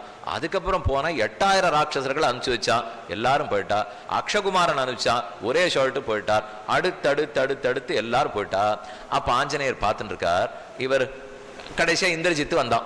இந்திரஜித்து வந்தவன் பிரம்மாஸ்திரத்தை விட்டான். அவனுக்கு தெரியாது இவர் பிரம்மாஸ்திரம் ஒண்ணும் பண்ணாதுன்னு. இவர் பிறந்து குழந்தையா சூரியன் நோக்கி தாவச்சேவே பிரம்மாட்ட வர வாங்கி வச்சு விட்டார், எனக்கு அது ஒண்ணும் பண்ணாது, யாருடைய அஸ்திரமும் அவரை ஒண்ணும் பண்ணாதுன்னு அவருக்கு வரம். பிரம்மாஸ்திரத்தை விட்டாச்சு, அடங்கினாப்புல உட்காண்டிருக்கார். இந்திரஜித் அப்ப நம்பினான், இவருக்கு அது அடங்கலேன்னு அவருக்கு தெரியல, இவர் வேஷம் போன்றிருக்கார் நம்ம புரிஞ்சுக்கல. இவர் வேணும்னு ராவணனை பார்க்கணும்னா அடங்கினாப்புல இருந்தா தான் முடியும் அப்படிங்கிறதுக்காக கைகால கட்டின்னு உட்கார்ந்தார். இந்திரஜித் ரொம்ப சந்தோஷமா நம்ம தான் ஜெயிச்சிட்டோம்னா, அதுக்குள்ள முட்டாள்தனமா பக்கத்துல இருந்த ராட்சசாலாம் இந்த குரங்க நம்ப முடியாது, நம்மள அடின்னு இத்தனை நாள் அடிச்சிருக்கு, இவர் ஏதோ பிரம்மாஸ்திரத்துக்கு கட்டுப்பட்டதா நினைச்சுட்டு இருக்கார், நம்ம சணக்கயிறு, சங்கிலி கயிறு, தாம்பு கயிறு எல்லாத்தையும் போட்டு இந்த குரங்கு கட்டிவிடுவோம் அப்படின்னு போட்டு எல்லாம் கட்டினா, இந்திரஜித்து பார்த்தவனுக்கு தலையில அடிச்சுட்டான். இந்த ராட்சசாளுக்கு பிரம்மாஸ்திரத்தை பத்தியே தெரியாதபடுத்தே இன்னொரு கட்டை போட்டு கட்டினா பிரம்மாஸ்திரம் தான் விடுதலை வாங்கிடுறோம், அது நிற்காது, அதுக்கு சூடு சொரணம் அதிகம், அவ்வளவுதான் விஷயம். இப்போ பிரம்மாஸ்திரத்தை போட்டு கட்டிவிட்டு நான் பக்கத்துல சணக்கயத்தை போட்டு கட்டுறேன்னா அதுக்கு தோணாதா? அப்ப என்னையும் கூப்பிட்டுட்டு சணக்கயத்தையும் கட்டுவியான்னுட்டு அப்பவே அது விடுவிச்சு கொடுத்து பிரம்மாஸ்திரம் இல்லை. ஆனால் ஹனுமார் இப்பவே உட்கார்ந்தார், ரொம்ப புத்திசாலி இந்திரஜித். அதே நிமிஷம் புரிஞ்சுட்டான், ஓஹோ இது ஏற்கனவே கட்டு விடுவிச்சிருக்கு, ஆனால் இந்த குரங்கு பேசாம உட்கார்ந்துருக்கார், அதுல இருந்தே அவர் வேஷம் போடுறார் அப்படிங்கறத அவன் தெரிஞ்சுட்டான். என்னதான் அறுது பார்ப்போம் அப்படிங்கிறதுக்காக தான் கூட்டின்னு போனான். அப்ப இங்க தெரிஞ்சுக்க வேண்டியது, சணப்பனார் கண்ட பிரம்மாஸ்திரம் போலேன்னு சொல்லுவா, சணக்கயத்தை கண்டா பிரம்மாஸ்திரம் நிற்காது. அதே போல சரணாகதி பிரம்மாஸ்திரம், வேற ஒன்னும் பண்ண முடியாமத்தானே அதை பிடிச்சுட்டு இருக்கோம். அதையும் பண்ணிவிட்டு நான் பதறினேன், வருத்தப்பட்டேன், இதை பண்ணேன், அதை பண்ணேன், எதை பண்ணாலும் சணக்கயிறு கட்டின மாதிரி இது விலகி போடும். அதனாலதான் பகவான் ஒன்னே ஒண்ணு கேட்டார், இது சணக்கயிறாட்டம் வேற எத்தையும் நீ பண்ணக்கூடாது, பதற்றப்படாது இருக்கணும், சோகப்படக்கூடாது, என் திருவடிகள் தான் கொடுக்குங்கிற நம்பிக்கையோடு இருக்கணும். இருப்பியானால் நாம கையை கூப்பிட்டு சொன்னோம் இருப்பேன், ஆனா அதுல ஒரே ஒரு சந்தேகம் வருது சுவாமி. என்னன்னு கேட்டார், உபாசனத்தை பண்ணுன்னா மாட்டேன்னுட்டு, சரணாகதியை பண்ணுன்னா அது ஆமான்னு வந்துட்டு இப்ப அதுலயும் சந்தேகத்தை கிளப்புறேன். என்னால் இல்லை, எனக்கு ஒரு நிஜமான சந்தேகம் இருக்கு, உம்மா நம்பலாமான்னா. பாஸ்த நல்ல கேள்வியா போச்சு. இப்போ சரி உங்ககிட்ட வேற ஏதாவது இருந்தா பாத்துக்கியன்னா, எங்கிட்ட வேற ஒண்ணு இல்லை, நீ தான் இருக்க, ஆனா உம்மா நம்பலாமான்னா. பெருமாள் யோசித்தார், ஏன் என்ன நம்பலாமான்னு கேட்கிறேன்னால், நீ ஒத்தொத்தருட்ட ஒவ்வொரு மாதிரி நடந்துக்கிற, அது ஏன்னு என்னால் இது வரைக்கும் கண்டுபிடிக்கவே முடியல. அது என்ன, ஒரே அசுரன் பிரகலாதனை கண்டா அத்தனை ஆசை, ஹிரண்யகசிபுவை கண்டா அத்தனை கோபம், ஒரே ராட்சசன் அதென்ன விபீஷணனை கண்டா அத்தனை ஆசை, ராவணனை கண்டா அத்தனை கோபம், ஒரே யானை அதென்ன கஜேந்திரத்தை கண்டா அத்தனை ஆசை ஓடோடி காப்பாத்துற, அதே கம்சன் நிறுத்தி வச்ச குவலையாபிடம்னா கொன்னுவிட்டு உன்னை நம்பவே முடியல. ஏன்னா அதே ராட்சசனுக்குள்ள இவனை அடிக்கிற அவனை அணைக்கிற, அதே அசுரனுக்குள்ள இவனை அடிக்கிற அவனை அணைக்கிற, நீ எதனால இப்படி பண்றேன்னு எனக்கு தெரியல. இப்போ உனக்கு கோபமும் வருது, உனக்கு அருளும் இருக்கு, உன் கோபம் வந்தா நான் எங்க போய் விழுவேன்னு தெரியல, உனக்கு அருள் இருந்தா மோட்சம் போவேன்னு தெரியுது. இப்போ நீ என்னிடத்துல அருளை காட்ட போறியா கோபத்தை காட்ட போறியா எனக்கு புரியலையே. பெருமான் கேட்டார், அப்படி கூட செய்வேன் நான். ஆமா, என்ன உங்ககிட்ட ஒரு பெரிய ஆபத்து இருக்கு, கேள்வி கேட்கறதுக்கு ஆள் இல்லை ஒன்னு, யாரானு கேள்வி கேட்கிறவா இருந்தா ஏன் இப்படி நடக்கிறேன்னு கேட்கலாம். இப்ப இவர் மோட்சம் கொடுத்தாலும் கேட்க ஆள் இல்ல, கொடுக்காட்டாலும் கேட்க ஆள் இல்ல, தன்னிச்சையா நடப்பாரு. இதுக்கு தான் சர்வ சுவாதந்திரியம்னு பேர். நிரங்குஷ சுவாதந்திரியம். அடக்கிறதுக்கு ஆள் கிடையாது. யாரு கேள்வி கேட்கறதுக்கு முடியாது. என்ன படைக்கிறாரோ படைச்சது, என்ன அழிக்கிறாரோ அழிச்சது. எங்க போய் கேட்கணும்னு எனக்கு தெரியாதே. ஏதானு கொஞ்சம் நஞ்சு அவரை பத்தி தெரிஞ்சா சரி. இப்போ எதுவும் வேதத்தை தான் தேட வேண்டியிருக்கு. அது அவர் சுதந்திரன், என்ன வேணா பண்ணுவார்னு சொல்றது. ஆக நீ என்ன பண்ணுவியோன்னு எனக்கு சந்தேகமா இருக்கு. சரி, புரிஞ்சுது. வேற வழி இருந்தா பாத்துக்கோ என்னார். அது என்னால முடியாது. எங்கிட்ட வேற வழி இல்லை, நீ தான் வழி. ஆனால் உங்ககிட்ட இருக்கிற அந்த கோபம் சுவாதந்திரம் இல்லாம நீ எனக்கு தரேன்னு சொல்லணும். அப்பதான் தருவேன், அப்பதான் எனக்கு நம்பிக்கை வரும்னால். யோசிச்சார் பெருமாள், இது என்ன புதுசா இருக்கு, நான் நானாத்தான் இருக்க முடியும். அப்ப சுவாதந்திரம் கூடாதுன்னா நீ என்னவா இருக்கணுங்கிற திரும்ப நம்ம கிட்ட கேட்டார். உன்னையும் கேள்வி கேட்டு அடங்குறவனா நீ இருக்கணும்னு. அப்படி கூட வருவாரா? பகவான கேள்வி கேட்டு அடங்குற, சரி வரேனேன்னார். வந்துட்டா என்ன ஆகும்? மோட்சம் கொடுக்க முடியாது. ஏனால் அவரும் கேள்விக்கு உட்பட்டவர்னு ஆயிடுத்துன்னு வச்சு கொஞ்சம் கற்பனை பண்ணி பாருங்க. பகவானையும் கேள்வி கேட்கலாம், அவரும் சட்டத்துக்கு உட்பட்டவர், அவரும் பதில் சொல்லணும் அப்படின்னு ஆயிடுத்துனால் நாம முதல்ல இத்தனை பாபங்களை சேர்த்து வச்சுட்டு அவர்கிட்ட தள்ளுபடிக்கு போய் நிக்கிறச்சே அவர் அப்ப என்ன ஆகும்? அவரும் சட்டத்துக்கு உட்பட்டவரா இருந்தா என்னால ஒண்ணும் பண்ண முடியாதுன்னு கையை விரிச்சிட மாட்டாரா? அங்க போய் முட்டிக்கும். போ ஏன்னா ஒருத்தர் நன்னா கழுத்து போட்டிருக்கார். எந்த தைரியத்துல போட்டார்? என்ன கேட்க ஆள் இல்லைங்கிற தைரியத்துல அவர் போட்டிருக்கார். இல்லைன்னா நம்மூர் பக்கத்து கிளை அதிகாரியே போட்டிருப்பாரு. இவரால முடியலன்னு மதுரைக்கு போனேன், மதுரையில முடியலன்னு சென்னைக்கு போனேன், சென்னையில இருந்து மும்பைக்கு போயிருக்கேன். அவரு நான் யாரையான்னு கேட்கணும்னா முடியாது. அப்ப யாராலும் கேள்வி கேட்க முடியாதுங்கிறவரை அணுகினாத்தான் என்னுடைய அனாதி காலம் தள்ளுபடி ஆகும். இல்லைன்னா வேற வழி இல்லை.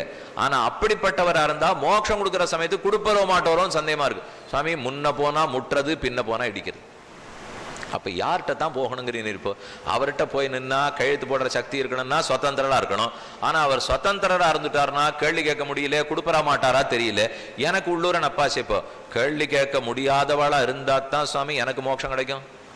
அவர் எங்கேயான சட்டத்திட்டத்துக்கு உட்பட்டவரா இருந்தா எனக்கெல்லாம் தர முடியாதவரால். இப்போ நான் தான் நிறைய சேர்த்து வச்சுட்டு இருக்கேனே. இது மொத்தத்தையும் தள்ளுபடி பண்ணி கூட்டுன்னு போகணும்னா அவர் கேள்விக்கு அடங்காதவரா இருக்கணும், சட்டத்தை அடங்காதவரா இருக்கணும். ஆமா, அடங்காதவர். அடங்காதவர்னா எனக்கு சந்தேகம் வந்துருது. போ அப்ப நான் எனக்கு கிடைக்கணுமே. தருவரோ மாட்டாரோன்னால் பகவான் ஒரு முடிவு சொன்ன, கவலைப்படாதே, அதுக்கும் உனக்கு நான் முடிவு சொல்றேன். என்ன பண்ண போறீர்னால், நானே அடங்கிறவனா பிறந்துட்டோமா, நானே அடங்கிறவனா பிறந்துட்டால் நான் தான், அதனால மோட்சம் கொடுப்பேன். நான் அடங்கிறவனா பிறந்திருக்கேன், நீ கவலைப்பட வேண்டாம், அதனால அடங்கி மோட்சம் கொடுத்துருவேன். இப்படி ஒண்ணு பிறக்கட்டமானால் இது வராக அவதாரமா, நரசிம்ம அவதாரமா, ராமாவதாரமானால் அதெல்லாம் அடங்காத அவதாரம். யாருக்கும் அதெல்லாம் அடங்காது. இப்ப நான் தான், நான் ஜட்டாயுவுக்கு பறவைக்கு மோட்சம் கொடுத்தேன். யார் என்னன்னு கேட்க முடியும்? ராமன் ஒரு பறவையை பிடிக்கிறார். பறவை கர்மயோகம் செஞ்சுதா, ஞான யோகமா, பக்தி யோகமா, சரணாகதியா, என்ன பண்ண தெரியும் அந்த பறவைக்கு? அதுவே பறவை. அதுக்கு வேதமும் தெரியாது, இதிகாசமும் தெரியாது. அந்த பறவை ஜட்டாயுவுக்கு மோட்சம் கொடுக்கிறாருனால் அதுலேருந்து எனக்கு ரொம்ப திருப்தியா இருக்கு. பரவாயில்ல சுவாமி, அப்ப பறவைக்கு மோட்சம் கொடுத்தவர் எனக்கும் கொடுப்பார். கூடவே ஒருத்தர் சொன்னார், உங்களுக்கு இன்னொரு சமாச்சாரம் தெரியுமோ? பெத்த தசரதன் மோட்சத்துக்கு போலையாம், பிறப்பித்த கௌசல்ய மோட்சத்துக்கு போலையாம், அப்படியெல்லாம் யாரும் வசிஷ்டர் போலையாம், விஸ்வாமித்தர் போல. இப்ப இவ எல்லாருமே போலையா? அப்பெல்லாம் நான் எங்கேன்னு எனக்கு சந்தேகம் வந்துடும். அப்ப ஜட்டாயு போனார்னு என்ன திருப்திப்பட சொல்றீடா? இல்ல அடுத்த பக்கம் பீஷ்மரோ துரோணரோ ஒத்துரும் போனதில்லை, அவர்கள்லாம் சொர்க்கத்துக்கு தான் போயிருக்கானால் எனக்கு இதை கேட்டு சந்தோஷப்படுறதா, அதை கேட்டு துக்கப்படுறதா ரெண்டும் புரியல. திகைச்சு போய் நின்று, இப்போ சுவாமி இப்ப என்ன பண்ண சொல்றீர்? கவலைப்பட வேண்டாம், அவரே ஒரு பிறவி எடுக்கிறேன்னு சொல்லியிருக்கார். அந்த பிறவிலே அவரே மோட்சம் கொடுத்துருவாராம். அவர் கேள்விக்கு உட்பட்டவரா இருப்பாராம். அவரும் ஒரு ஜீவனா வந்து பிறப்பறான், ஆனா கொடுத்துருவாராம்னால் இது நன்னா இருக்கு சுவாமி. யார் அவர்? அவரை முதல்ல காட்டும்னா, ஓ அவர் தான் ஆச்சாரியன்னு சொல்லப்படுகிறார். ஆச்சாரியனா இருந்துட்டால் பகவானே ஆச்சாரியனா பிறப்பார். ஆனா ஆச்சாரியன் தன் ஆச்சாரியனுக்கு கட்டுப்பட்டவர் தானே, வேற வழி கிடையாது. இல்லை, அவரும் ஒரு சிஷ்யர் தானே. எந்த ஆச்சாரியனா இருந்தாலும் அவரே ஒரு சிஷ்யர் தானே. பகவானே ஆச்சாரியனா பிறந்துடுறார், அதனால மோட்சம் கிடைக்குங்கிறது உறுதி. அவரே இன்னொரு ஆச்சாரியனுக்கு சீடன், அதனால கேள்வி கேட்பார் இல்லைங்கிற வம்பு இல்லை. இல்லைன்னா யார் அவர் அடக்கவே முடியாதுன்னு ஆயிடாதா? அப்ப யாருக்கா இருந்தாலும் ஒரு ஆச்சாரியன் இருக்க போறார், பகவானே அவதரிக்கிறார். இத பத்தி பிரமாணம் சொல்றது, மக்னான் சாக்ஷான் நாராயணோ தேவா கிருத்வா மர்த்தியமயீம் தனும் மக்னான் உத்தரத்தே லோகான் காருண்யாத்து சாஸ்திரபாணினா. இதுவரைக்கும் பகவான் அவதரித்தார் சஸ்திரபாணியாய். சஸ்திரபாணினா அம்பு தும்பு வில்லு வாளு கத்தி கேடயம் சக்கரம் சங்கம் இதெல்லாத்தையும் பிடிச்சுன்னு பிறந்து பார்த்தார். எவ்வளவு முயற்சி எடுத்தாலும் ஒத்தனும் மோட்சத்துக்கு வரல. அவன் சண்டை கூப்பிடுறானே தவிர யாரும் முக்திக்கெல்லாம் வரதா தெரியல. யோசிச்சார், இனிமே இந்த சஸ்திரமே வேண்டாம், மாத்திருவோம், சாஸ்திர புஸ்தகத்தை கையில வச்சுன்னு பிறப்போம். சாஸ்திரம்னா அம்பு தும்பு, சாஸ்திரம்னால் வேதம் இதிகாசம் புராணம் பாசுரங்கள், இதை கையில வச்சுன்னு ஆச்சாரியனாக பிறக்கிறார். அதனால சாஸ்திர புஸ்தகத்தின் மூலம் நமக்கு மோட்சம் கொடுக்கறதுக்கு ஆச்சாரியனாக அவதரித்தார். அதில் இந்த சிவேட்டவ சம்பிரதாயத்தை நம்மாழ்வார் அவதரித்தார். நாதமுனிகள் உய்யக்கொண்டார், மணக்கால் நம்பிகள் ஆளவந்தார், பெரிய நம்பிகள், பகவத் ராமானுஜர். பெருமாள் யோசிக்கிறார், நாமே போய் ஆச்சாரியனா பிறக்கணும், பிறந்தா இந்த ஜீவாத்மாவுக்கு ஒரு நல்லது. இப்போ ஏனால் இவர் கோபம் அருள் ரெண்டு மாறி மாறி ஆச்சாரியன்ட்ட கிடையாது. பகவான்கிட்ட தான் கோபமும் இருக்கும் அருளும் இருக்கும். ஒரு கண்ணு சூரியன் ஒரு கண்ணு சந்திரன். ஆனா ஆச்சாரியனுக்கு ரெண்டு கண்களுமே சந்திரன். அவருக்கு கோவிச்சுக்கவே தெரியாது. பகவானுக்கு ஒருத்தர ராவணனா அடிக்கவும் தெரியும், விபீஷணனா அணைக்கவும் தெரியும். ஆனா ஆச்சாரியனுக்கு எல்லாரையுமே அணைக்கத்தான் தெரியும். அவர் யாருக்கும் அடிக்க தெரியாது. மேலும் இன்னொரு பெரிய நன்மை, அவரு நம்மாட்ட மனிதர், நம்மாட்டமே பிறந்திருக்காருன்னா நம்பிக்கை அதிகமா வருமே. திடீர்னு வராக பெருமாள் வந்து நிற்கிறாராம், பக்கத்துல போய் ஒரு மாலை போடுங்கன்னா கைகாலெல்லாம் நடுங்கிறது, தொட நடுங்கிறது. அவர் எங்கேயோ இவ்வளவு பெருசு நிற்கிறார். ஒரு கர்ஜனை, நரசிம்ம பெருமாள் கர்ஜனா கிட்டக்கே போக முடியல என்னால. இப்போ அதெல்லாம் வேண்டாம் சுவாமி, எங்க ஆச்சாரியன் பக்கத்துல இருக்கார், விழுந்து சேவிக்கலாம். நான் பழம் கொடுத்தா வாங்கிப்பார், பால் கொடுத்தா வாங்கிப்பார், திராட்சை பழம் கொடுத்தா வாங்கிப்பார், என்ன வேணுமோ சௌக்கியமா நன்னாருன்னு சொல்றார். அவர்கிட்ட தான் எனக்கு நம்பிக்கை வருதுன்னால் அப்ப ஆசை இவரே மோட்சம் கொடுத்துட்டா தேவையில்லை. அதானே என்ன வரும், எங்கோ போய் அவரை கேட்கறது. அப்ப பக்கத்துல இருக்கிற இந்த ஆச்சாரியன் கொடுத்துட்டால் அப்ப நன்னாவே வாங்கி விடலாம். அதை யோசித்த பெருமாள் தம் பக்கத்தில் இருக்கிற எல்லாரையும் பார்க்கிறார். கருடன் இருக்கிறார், நீர் போய் பூலோகத்துல பிறக்கணும். ஆதிசேஷன் இருக்கிறார், நீர் போய் பூலோகத்துல பிறக்கணும். பூமாதேவி இருக்கிறாள், நீர் போய் பூலோகத்துல பிறக்கணும். தன்னுடைய விஷக்சேனர் இருக்கிறார், நீர் போய் பூலோகத்துல பிறக்கணும்னு ஒத்தொத்தரா அனுப்பிச்சு விடுறார். அதுல விஷக்சேனராக அவதரித்தார் சுவாமி நம்மாழ்வார். பக்கத்தில் ஆழ்வார் திணையில பிறந்தவர். பெருமானுடைய ஆதிசேஷ பீட்டமே அவதரித்தார். ஸ்ரீபெரும்புதூரில் ராமானுஜராக அவதரித்தார். அவரே பஞ்ச ஆயுதங்களுடைய சக்தியோடு பிறந்தார். அடையார் கமல தளர்மகள் கேழ்வன் கையாழி என்னும் படையோடு நாந்தகமும் படர்தண்ணும் புடையார் புடிசங்கமும் இந்த பூதலங் காப்பதற்கென்னும் இடையே ராமானுஜ முனியாயின. 5 ஆயுதங்களை சேர்த்து சக்தியோட ஆதிசேஷனுடைய அபராவதாரமாக பகவத் ராமானுஜர் இற்றைக்கு 1000 ஆண்டுகளுக்கு முன்பாக ஸ்ரீபெரும்புதூரில் சித்திரமா திருவாதிரை திருநட்சத்திரத்திலே வந்து அவதரித்தார். அவர் எதற்கப்ப பிறந்தார்? பகவானே ஆச்சாரியனாக பிறக்கிறார். எளிதில் மோட்சம் கொடுக்கணுங்கிறதுக்காக பிறக்கிறார். எல்லாரையும் தன் கடாட்ச பலத்தாலே திருத்தி செல்ல வைக்க வேணும் என்பதற்காக சுவாமி அவதரித்தார். அவர் மெதுவே வளர்ந்து வருகிறார். அந்த இடத்துல தான் நாம போய் இப்ப நிக்கிறோம். சரி, இப்ப நாம மோட்சம் கொடுக்கணும்னா எப்படி அவர் கொடுக்க போறாருன்னா அவர்கிட்ட போய் கேட்கணுமானால் அவர் அதுக்காக ஒரு பெரிய காரியம் பண்ணார். ஓஹோ, உனக்கு சரணாகதி மூலமா மோட்சம் போகணும்னு இருக்கு, அதுவும் ஆச்சாரியன் கொடுத்து போகணும்னு இருக்கு இல்லையா? இப்படி செய்வோம். ஒரு அம்மா குழந்தைய பெற்றிருக்கா. அப்படியே அந்த குழந்தைக்கு ஏதாவது வியாதி வருது. பச்சை குழந்தை, பிறந்த குழந்தை 4 நாள் ஆகுது. அதுக்கு ஏதாவது ஜுரம்னா அதுக்கு மருந்தெல்லாம் கொடுக்க முடியாது, அது தாங்காது. அப்ப அம்மா மருந்து சாப்பிட்டு தன்னுடைய தாய்ப்பால் மூலமா குழந்தைக்கு கொடுத்து அப்பதான் குழந்தைக்கு உடம்பு சரியாக்கணும். இதே போல ராமானுஜர் யோசித்தார், இந்த மொத்த குழந்தைகள் நம்முடைய புது குழந்தைகள், இவர்களுக்கெல்லாம் நம்ம மருந்து கொடுக்க முடியாது. ஏது மருந்து? சம்சாரம்ங்கிற வியாதி தொலைவதற்கு சரணாகதி மருந்து. அதைத்தான் இவ்வளவு நாள் பார்த்தோம். சம்சாரம்ங்கிற வியாதி தொலையணும்னால் சரணாகதிங்கிறது மருந்து. இந்த மருந்துல ஒரு ஆச்சரியம் இருக்கு, ஒரே தடவை சாப்பிட்டா போறோம். ஏன் சுவாமி மற்ற மருந்தெல்லாம் போறாதானால்? போறவே போறாதே. முதல்ல 1 வாரத்துக்கு சாப்பிடுன்னு எழுதி கொடுப்பா. 1 வாரம் சாப்பிட்டு திரும்பி போவேன், எனக்கு ஒண்ணுமே சரியா போல வைத்தியரே சொன்ன உடனே இந்த உடம்புக்கு இந்த மருந்து ஒத்து போல போல் இருக்கு, மாத்தி எழுதி தரேன் அப்படின்னு இன்னொரு வாரத்துக்கு எழுதி கொடுப்பார். இன்னொரு வாரம் சாப்பிடுவேன், ஒன்னும் சரியா போனா போல இருக்கே, 3ஆம் தரம் மாத்தி எழுதி கொடுப்பார், சரியா போல. 4ஆம் தரம் இந்த வியாதி பிடிச்சவன் நோயாளி போவே இல்லை. வைத்தியர் நினைச்சிருந்தார் எல்லாம் சரியா படுத்து போல் இருக்குன்னு, இவனுக்கு வியாதி பழகிப்படுத்துன்னு விட்டுட்டான். இது எதுக்கு இனிமே அவர்கிட்ட போய் நிற்கணும்? இவர் ஒவ்வொரு தரம் போனாலும் மாத்தி மாத்தி மருந்து எழுதி தரார், ஒன்னும் வேலை செய்ய மாட்டேங்கிறது. இப்போ அப்ப மருந்து பல, வியாதி பல, வைத்தியர் பல, சாப்பிட வேண்டியது பல நாட்கள், எல்லாம் பல. ஆனா இங்க எல்லாமே ஒண்ணு, நோயாளி ஒத்தர் தான், திரும்ப திரும்ப பிறந்துட்டு இருக்கிற ஜீவாத்மா. நோய் ஒன்னே ஒண்ணுதான், சம்சாரம்ங்கிற பிறப்பு இறப்பு, வேற நோயே கிடையாது. இது சம்சாரத்தில் இருக்கிற நோயை நான் சொல்லல, சம்சாரமே நோய். இப்ப நாம பாக்குற வைத்தியர்கள்லாம் சம்சாரத்துல இருக்கிற நோய்க்கு வைத்தியம் பண்ணுவா. யாரான ஒரு வைத்தியர், கவலைப்படாதீங்க, ஒரு திரியா உங்க எல்லா வியாதியும் தீர்த்து விடுறேன், வாங்க ஒரு மருந்து தரேன்னார். அடுத்த வேளை போவே மாட்டேன் அவர்கிட்ட. ஏன்னா ஒரு திரியா தீர்த்து விடுறேன்னு சொன்னா தெரியுமே எனக்கு என்னன்னுட்டு, அதனாலதான் அந்த பக்கமே போக மாட்டேன். சுவாமி அதுக்கு நாங்க பகவான்கிட்டே கேட்டு போய் இவர்கிட்ட ஏன் போய் நிற்கணப்போ? இவர்கிட்ட போனால் வைத்தியோ நாராயணோ ஹரி மருத்துவனான் மாமணிவண்ணன். சில வைத்தியர்கள்லாம் இருக்காப்போ தீர்த்து விடுறேன்னு சொல்லிட்டு கிளப்பி அமிச்சிருவா. அந்த மாதிரி இருந்தால் அந்த வைத்தியர்கிட்ட போவோமா? நம்ம பெருமாள்கிட்ட போனோம். என்ன வியாதி? சம்சாரம்ங்கிற ஒரே வியாதி. யார் மருத்துவன்? பகவான் தான். எது மருந்து? சரணாகதி தான். எத்தனை தரம் சாப்பிடணும்? ஒரே தரம் தான். அப்புறம் வியாதி வருமோ? வராது. இது நல்ல வசதியா இருக்கு சுவாமி. இது இப்போ அப்ப ஒரு தரம் சாப்பிட்டா போறோம், ஒரே வியாதி ஒரே மருந்து.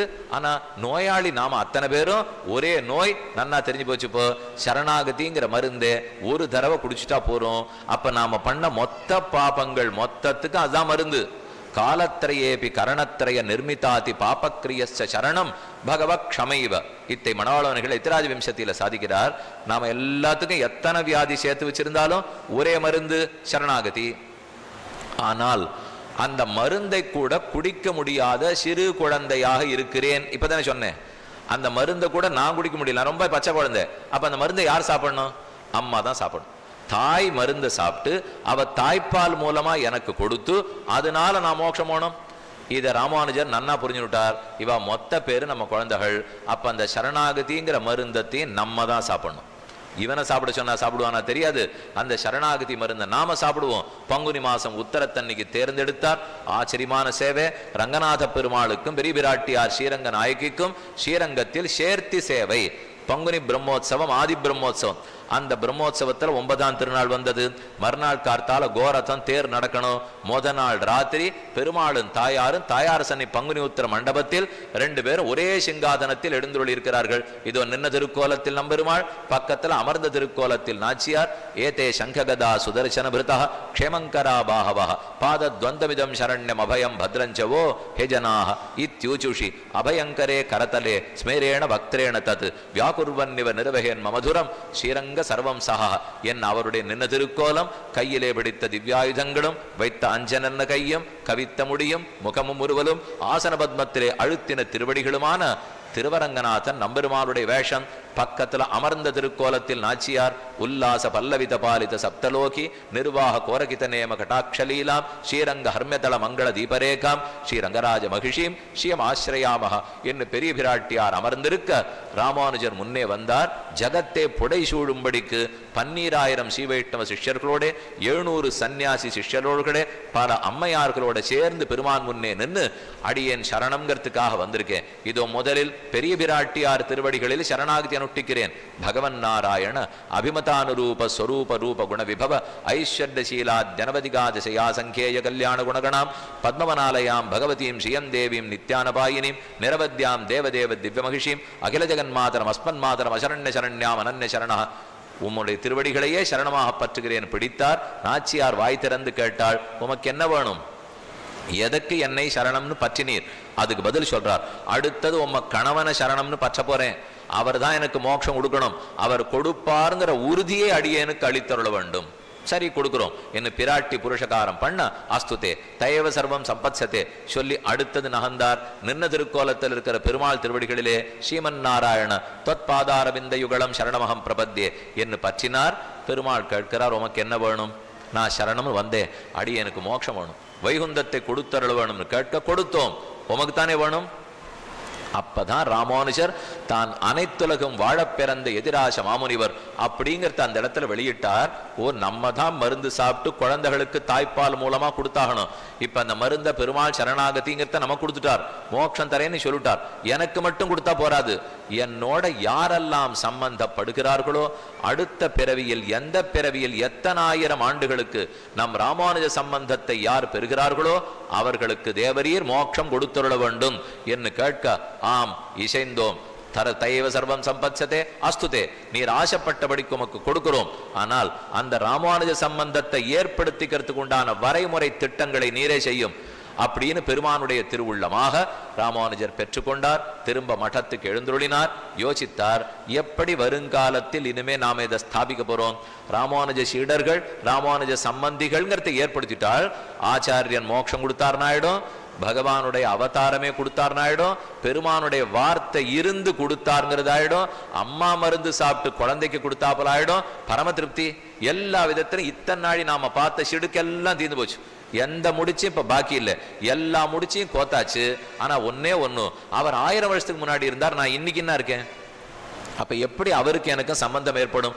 சம்பந்தம் ஏற்படுத்தாத்தானே, அதுவும் அவர் தான் ஏற்படுத்தி வச்சாகணும். அதற்காக தன் சீடர்களை தேர்ந்தெடுத்து 74 சிம்மாசனாதிபதிகள், இந்த ஊர்ல நீரு இங்கேரு இங்கேரு இங்கேரு, அந்த ஒவ்வொருத்தரையும் சிங்காதனர் சிங்காதனர் சொல்லுவோம். சிம்ஹாசனாதிபதிகள் அப்படின்னா ஒவ்வொரு சிங்காசனம், கத்தி கத்தின்னு வடக்க சொல்லுவா. அப்ப இது இந்த கத்தி இந்த கத்தி இந்த கத்தி, அது ஒவ்வொன்றும் ஒரு பீடம், ஒவ்வொரு இடத்துல ஒரு பீட்டாதிபதி, ரொம்ப நாளா இருக்கிற மட்டாதிபதி. அது கிரகஸ்தர்களா இருக்கலாம், சன்னியாசிகளா இருக்கலாம். 74 பேரை ஏற்படுத்தி வச்சார். அப்ப அவர்கள்லாம் கை கூப்பிட்டு கேட்கிறா, நாங்கள் என்ன செய்ய வேண்டும்? உம்ம சம்பந்தத்தை இவர்களுக்கு கொடுக்கணும். யார் வந்தாலும் அவர்களுக்கு உம்ம சம்பந்தம் ஏற்படுத்தி கொடுக்கணும். ஏற்பட்டுட்டா உமக்கு சொன்னபடிக்கு ரங்கநாத பெருமாள் மோட்சம் கொடுத்துட போறார். அந்த சம்பந்தத்தை எப்படி ஏற்படுத்தான்னு கேட்ட, பழைய நாள் முறை அன்னிலேருந்து பாஞ்சராத்திர ஆகமத்திலே, ரிக் வேதத்திலே, பல சம்ஹிதைகளிலே ஆழமாக பதித்து வைக்கப்பட்ட முறை பஞ்சசம்ஸ்காரம்ங்கிற முறை. அந்த முறையை வெளிச்சத்துக்கு கொண்டு வந்து, இனிமே நீங்கள் போய் யாராரு சிஷ்யர்களா உங்களை தேடி வருகிறீர்களோ அவர்களுக்கெல்லாம் பஞ்சசம்ஸ்காரம் பண்ணுங்கள்னு ஏற்படுத்தினார். அது பண்ணிவிட்டா ராமானுஜ சம்பந்தம் கிடைச்சிருமா? கிடைக்கும். பஞ்சசம்ஸ்காரம் 5 தகுதியளிக்கும் செயல்கள், 5 செயல்கள். அது நமக்கு தகுதி கொடுக்க போறது. தாபஹா புண்ட்ரஹா ததா நாம மந்த்ரோ யாகஸ்ச பஞ்சமஹா. தாபஹா 5 என்னன்னு சொல்றேன், பஞ்ச சம்ஸ்காரம் 5 சடங்குகள், தகுதி அளிக்கவல்ல சடங்குகள். எதுக்கு தகுதி? ராமானுஜ சம்பந்தம்ங்கிற தகுதி. அதான் இப்ப வேணும். ராமானுஜரோட தொடர்புங்கிற தகுதி கிடைச்சு கொடுத்துன்னா பெருமாள் மோட்சம் கொடுக்க போறார். அப்ப தகுதி கிடைச்சிட்டு அப்புறம் அதுக்கு தகுந்த மாதிரி வாழ போறோம். அது என்ன தகுதி? முதல் தகுதி சங்கு சக்கர பொறியை தோள்களிலே ஒத்தி கொள்வது. இதைத்தான் சமாசேனம்னு சொல்றா. பெருமானிடத்துல போய் நிற்போம், ஆச்சாரியன் முன்னாடி நின்று பிரார்த்திக்கிறோம், அடியேனை சீடனாக ஏற்றுக்கொள்ள வேண்டும். சரின்னு அந்த ஆச்சாரியன்ட்ட 1000 வருஷமா சங்கு சக்கர முத்திரக்கோல் வச்சிருப்பா. அப்படின்னா சங்கு சக்கரம் நல்லா செப்புல பண்ணி அதுக்கு நேரப்படி காம்பு வச்சு அது அவர்கள் பெருமாள் திருவாராதனத்திலே வச்சுருப்பா. ஒரு சக்கரை பொறி, ஒரு சங்கு பொறி, அது ரெண்டையும் மெதுவா நெருப்புல வாட்டுவா. ஹோமம் எல்லாம் பண்ணுவார்கள். அது பொறுக்கிற ஷூட்ல இருக்கான்னு பார்ப்பா. இந்த இடத்துல அப்படி அழுத்திடுவா. அழுத்திட்டா இப்படி நல்லா பொறி வச்ச மாதிரி சக்கரம் தெரிய ஆரம்பிக்கும். இந்த இடத்துல அழுத்துவா, இந்த இடத்துல சங்கம் தெரிய ஆரம்பிக்கும். இப்ப தெரியலையேன்னு என் தோளை நீங்க பார்த்தீங்கன்னா அது நடக்கச்சே வயசு 7. இப்ப ரொம்ப வருஷம் ஆயிடுத்து இல்லையா?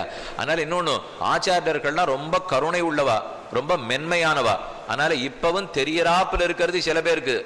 ரொம்ப கருணை இருக்கிறவாளா இருந்தா எதுக்கு நம்ம சீடனுக்கு வெப்பமா இருக்க போறது வேண்டாம் அப்படின்னு மெதுவா எடுத்து தங்க கையில இப்படி வச்சு பார்த்துட்டு ஒத்திடுவா. அப்படி ஒத்துட்டு அப்படியே ஒன்றும் புடச்சிடாது, அப்படியே ஒன்றும் கொப்பள மாட்டம் வந்துடாது.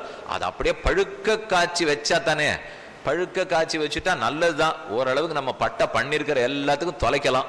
ஆனா அப்படியே பண்ணிட மாட்டா. ஏன்னா அடுத்தவன் வரணுமே. இங்க இவனுக்கு பழக்க வைக்க இவன் போய் வீட்டில் சொல்லிட்டு இப்போ ஆஹா இதெல்லாம் என்னமோவா இருக்கான் வாம்பே வாண்டான்னுட்டான்னா. அதனால அப்படி பண்றது இல்லை. பார்த்து நிதானமா தான் பண்ணுவார்கள். சக்கரை பொறி, சங்கு பொறி ஏற்கனவே ஒன்று பார்த்தோம் இல்லையா? இப்பவே நீ கழுத்து போட்டு வச்சுக்கோ, உனக்கு எல்லாம் தள்ளுபடி பண்றேன். இப்ப கழுத்தை போட்டுடு, ஆனா தள்ளுறத மட்டும் அப்புறம் தள்ளுறேன்.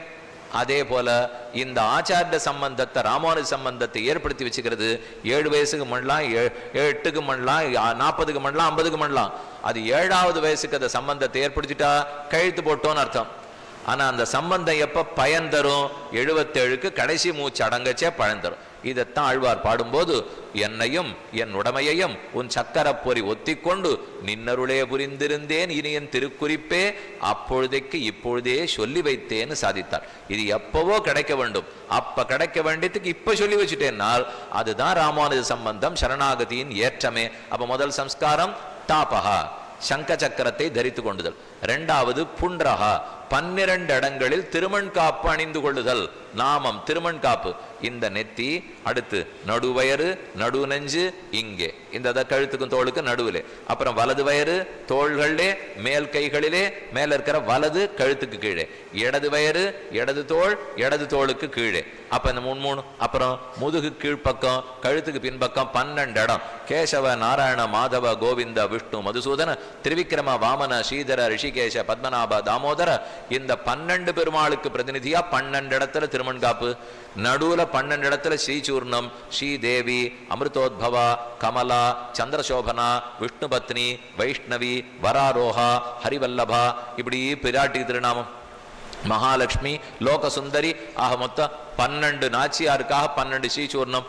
இதெல்லாம் 2வது சம்ஸ்காரம், நாமம். அதான் 2வது புண்டம். புண்டம்னா 12 திருமண் காப்பு. அப்புறம் 3வது ததா நாம, எனக்கு அன்னிலேருந்து ஒரு பேர் கிடைக்கும், அடியேன் ராமானுஜ தாசன். அந்த சம்பந்தத்தை நான் வெளிப்படுத்திக்கணும் இல்லையோ, அதனால நமக்கு ராமானுஜ சம்பந்தம் கிடைச்சிருத்துண்டு அடியேன் ராமானுஜ தாசன் அப்படின்னு சொல்லுவேன். 3வது. அதுக்கப்புறம் 4வது திருமந்திரம், 8 எழுத்து மந்திரம், அட்டாட்சரி மந்திரம், அடுத்தது துவயம், அடுத்தது சரமஸ்லோகம். 3 மந்திர உபதேசம் அப்பதான் எனக்கு கிடைக்கும். அந்த ஆச்சாரியன் தான் எனக்கு மந்திரோபதேசம் பண்ணுவார். அதை சொல்ல சொல்லத்தான் மோட்சம் வேணுங்கிற ஆசையை எனக்கு வளர போறது, பல பாபங்களும் தொலைய போறது. கடைசியா யாகம், பகவானுக்கு அன்னிலிருந்து ஆராதனம் பண்ணும் முறை என்ன அப்படிங்கிறத கத்து கொடுத்துருவார். அப்ப தாபகா, புண்ட்ரஹா, ததா நாம, மந்திரஹா, யாகச்ச பஞ்சமஹா. சரி, இது ஆண் பண்ணிக்கணுமா, பெண் பண்ணிக்கணுமா, பிராமணன் பண்ணிக்கணுமா, எல்லாரும் பண்ணிக்கணுமா, எந்த ஜாதிக்காரா பண்ணிக்கணும், எந்த வயசுல பண்ணிக்கணும்? எப்பவும் பண்ணலாம், யாரும் பண்ணலாம், எதற்காகவும் பண்ணிக்கலாம், எல்லாம் பண்ணலாம். யார்கிட்ட பண்ணிக்கணும்னால் அந்த ராமானுஜ சீடர்களான 74 சிங்காதனாதிபதிகளுடைய வம்சத்துல யார் வந்திருக்கிறார்களோ அவர்களிடத்தில் பண்ணி கொள்ள வேண்டும். பண்ணா என்ன கிடைக்கும், பண்ணப்புறம் எப்படி இருக்கணும்னால் நிறைய சொல்லியிருக்கார். பண்ணப்புறம் இப்படி நீ இருக்கணும், பழையபடிக்கு வம்பு தும்புக்கு போகப்படாது, ஒழுங்கா ஆகார நியமம் இருக்கணும், ஒழுங்கா ஆராதனம் பண்ணணும், இருக்கிறபடி இரு, தானே உன் மூச்சு அடங்கும் போது பெரிய பெருமாள் திருவடிகளிலே சேர்த்து கொள்வார், கண்டிப்பா அவனுக்கு மோட்சம் கொடுப்பாருங்கிற உறுதியைத்தான் ராமானுஜர் நமக்கு கொடுத்திருக்கிறார். ஆகவே இப்ப நாம பல விஷயங்கள் பார்த்துட்டோம். பிறவின்னா என்னன்னு பார்த்தோம், முற்பிறவி உண்டா, பிற்பிறவி உண்டா, அதுவும் பார்த்துட்டோம். கடைசி பிறவியா, அதை நாம தேர்ந்தெடுக்க போறோம். இது கடைசி பிறவியா இருக்கணும்னால் இதோ சரணாகதி, ராமானுஜ சம்பந்தம் ஆச்சாரியன் கொடுக்க போறார். வேண்டாம்னால் மெதுவா கூட எப்ப வேணுமோ வாங்கிக்கலாம், ஒன்னும் அவசரம் இல்லை. இத்தனை நாள் அவசரம் இல்லையே, இப்ப என்ன அவசரம் இப்போ? ஆனா அவசரம் எப்ப வரும்னால் எனக்கு இதை பத்தி தெரிய தெரிய தெரியத்தான் அவசரம் புரியும். ஓ, இத்தனை நாள் இழந்திருக்கோமே, இப்ப அடுத்த பிறவின்னு போனா என்ன பிறவி கிடைக்குமோ, அவசரமே வேண்டாம், 4 பிறவி கிடைச்சு வாங்கிக்கலான்னு அடுத்த பிறவி புழுவா போய் பிறந்தேன்னா அப்ப என்ன இங்க மண்டபத்துல வந்து உட்காந்து இது கடைசி பிறவிங்கிற உபன்யாசமா கேட்க முடியும்? இருக்கும். இந்த கடைசியிலே புழு இருக்கும், ஒண்ணுத்துக்குமே பிரயோஜனம் இல்லாத இருக்கும். நல்ல வேளை நம்ம பிரயோஜனமா நாற்காலியில வந்து உட்கார்ந்துட்டு இப்ப அடுத்த பிறவி புழுவான்னு யோசிக்க கூடாது, இந்த பிறவி கடைசி பிறவியான்னு தான் யோசிக்க வேண்டும். ஏன்னா அடுத்ததுங்கிறது எங்க ஆரம்பிக்கணுமோ தெரியாதே. இப்ப ஆரம்பிச்சு இவ்வளவு தூரம் வந்துட்டோம், வந்தவர்கள் முடிக்கிறதுக்கு பிரயத்தனம் பண்ணணுமா, ஆட்டமே மறுபடியும் ஆரம்பிக்கலாம்னு யோசிக்க போனா எங்க ஆரம்பிப்போன்னே தெரியாது இல்லையா? அதனால கிடைத்த பிறவியை பயன்படுத்தி கொண்டு ராமானுஜ சம்பந்தத்தை ஏற்படுத்தி கொண்டு சிந்தையினோடு கரணங்கள் யாவும் சிதைந்து முன்னாள் அந்த முத்தாழ்ந்தது கண்டு அவையந்தன கண்ணுருளால் தந்தவரங்கனும் தஞ்சரன் தந்திலன் தானது தந்து. ராமானுஜரை பத்தி திருவரங்கத்தமுதனார் சொல்றார், நான் எப்படியோ ஒண்ணும் தெரியாது இருந்தேன், நல்ல வேளைக்கு எனக்கு பகவத் விஷய ஞானத்தை ஏற்படுத்தி சரணாகதி ஒன்றுதான் வழின்னு சொல்லி அதையும் தானே ஏற்படுத்தி கொடுக்கிறேன் வந்தாரே. காரை கருணை ராமானுஷ, இக்கடலிடத்தில் ஆரே அறிபவர் நின் அருளின் தன்மை, அல்லருக்கு நேரே உறவிடன் நான் வந்து நீ என்னை உய்த்தவின் உன் சீரே உயிர்க்குயிராய் அடியேன் கிண்ணி தித்திக்குமே.